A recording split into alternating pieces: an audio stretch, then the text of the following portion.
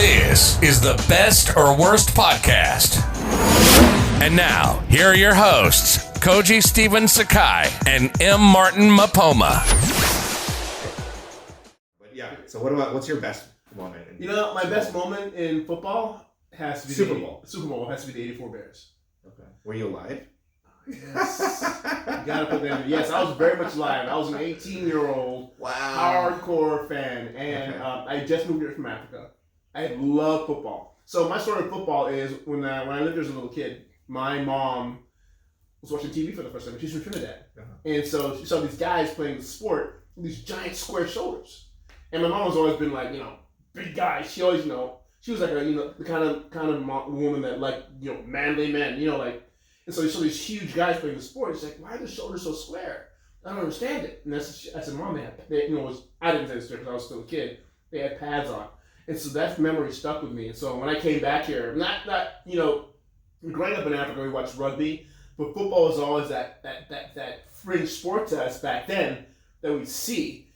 And, I can play rugby with my buddies in Zambia. They, I'm going to practice football, no big deal. And then when I first moved to America, and I went to school. And that's my first football player. I was in Pittsburgh at the time. I'll never forget. I was part of this church choir, and we'd gone to, we were on a tour. God, it was awful. We were on a tour, and I was playing video games in an arcade at University of Pittsburgh. And this guy walks up next to me. I had never seen a guy this big in my life. He must have been I was 5, so I grew 4 inches in college, thank God. But this guy, so I was maybe 5'8" at the time, 5'9". This guy had to be 6'8", 300 pounds, easy in my book.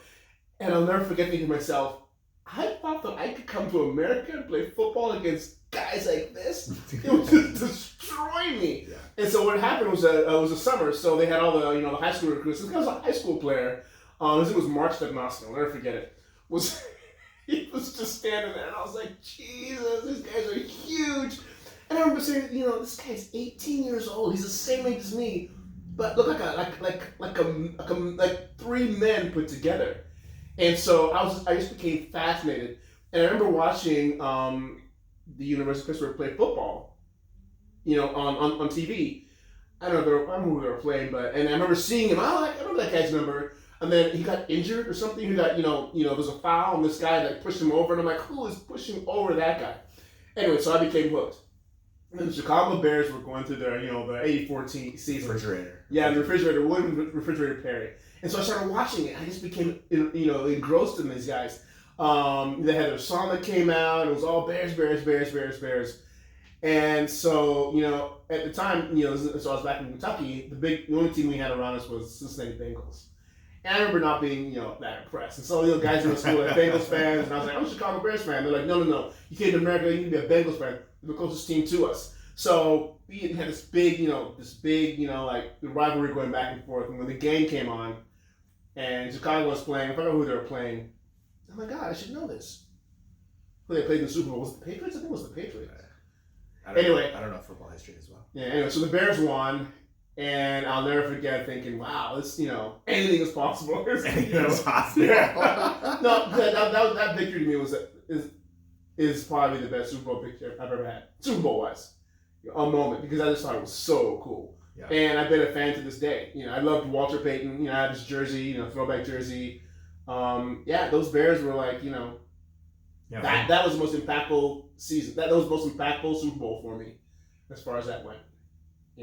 I mean, when you went to the tournament with your kid, you were wearing Chicago Bears gear. That's right. It was. It was fun. Awesome. So, well, what's the worst moment? The worst moment is, we actually talked about this when we talked about the worst day of my life.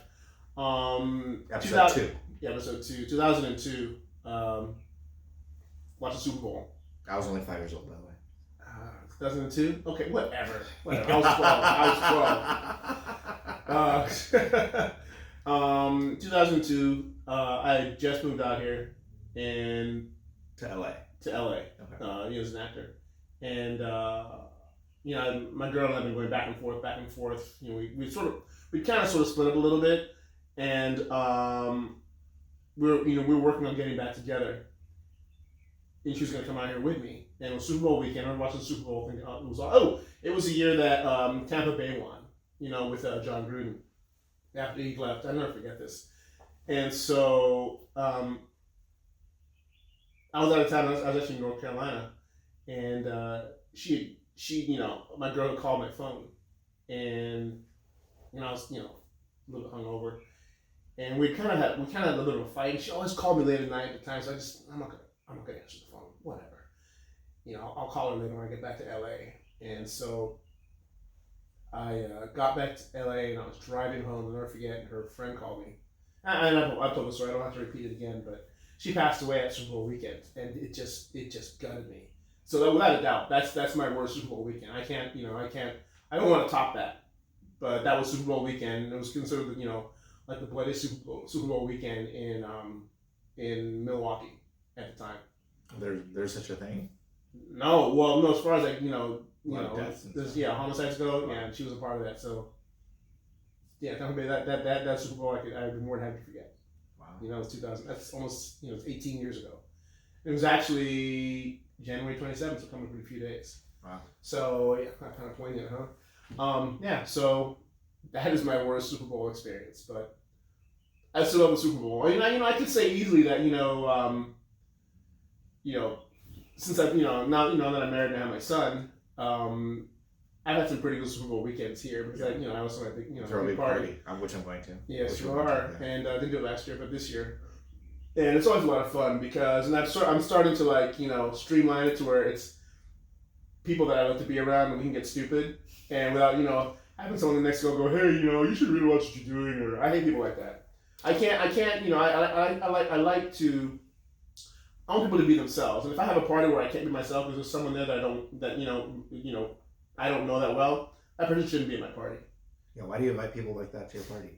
It's just a long story. Related to other events, yeah. Yeah, got it. Yeah, you gotta be the diplomat. I'd be the worst politician. I swear to God, dude. It's like No, you're good with babies. I love kids. I know. That's what I mean. That's like, as opposed to our current president who hates kids. What? I gotta tell you, man. It's yeah, no kidding. Although he's at that anti-abortion rally, and he's the first president ever to do that. I finally figured him out. I get it with him. What's there to get? For me personally, in my head. I mean, and this is, and I didn't want to go into politics about this, but it's just an observation, and it's my observation. It's my take on the whole thing. That he's a narcissist. He is that, and I don't think he's the smartest man, smartest, he's an idiot guy around. He's not the sharpest tool in the shed, so to speak. But you know what? He has tapped into a certain group, and he's just working it. Like he back in the day, he said, "Hey, if I ever run for president, I'll run as Republican because they're stupid as hell. I can easily fool them." Yeah. That statement, if you look back at him. There's certain things in his life that it makes sense. Think about it. He's at this abortion rally. If you go back to the early 80s and 90s, he was so pro-life or pro-choice. Pro-choice, yeah. Big time pro-choice. But yet he's at this rally and he's like, "Oh, I've always been this way," and it's like, dude, yeah. You're like on record being pro-choice. If you can find me a statement from him that relates to religion and Christianity and his faith before he decided to run for president the first time. If you can find anything going back past 2012, there isn't. But somehow he's a gift from God. This guy doesn't care anything about that. Yeah, well, it's like religion though. He wasn't religious before. Now that's what I mean. Yeah. It's the same thing. But I think it's actually more that he's what one of the things he's done really well is create a cult of personality. No, that's what I'm saying. Yeah. So he's tapped into everyone's fringe beliefs and just worked it to his credit. And you know what? As much as I can't stand him, I gotta give him props. He has worked his group. It's like he's playing them like a record. But he does. But when I say cult of personality, what I mean is that it's not even his issues anymore. No, it's not. It's him. No, that's what I mean. They like him. Yeah. So he doesn't have to go to it. He doesn't have to do anything. But the thing is that he is the instrument of their beliefs, and to rain down all this other crap. I mean, think about it. It's like he came into power, and look, he's like he he's made the economy better for some people. Like, for example, I don't think he made the economy better, but yeah, it's okay. My point is that, he's cutting taxes for all these corporations. Of course they're going to support him. He's their puppet, which is cool. I'm like, I'm not mad. I see what you're doing. Same thing with abortion. All the anti-abortion people. He's playing to his base. Yeah, but that's not what I mean. I mean, like, even more so that, like, he says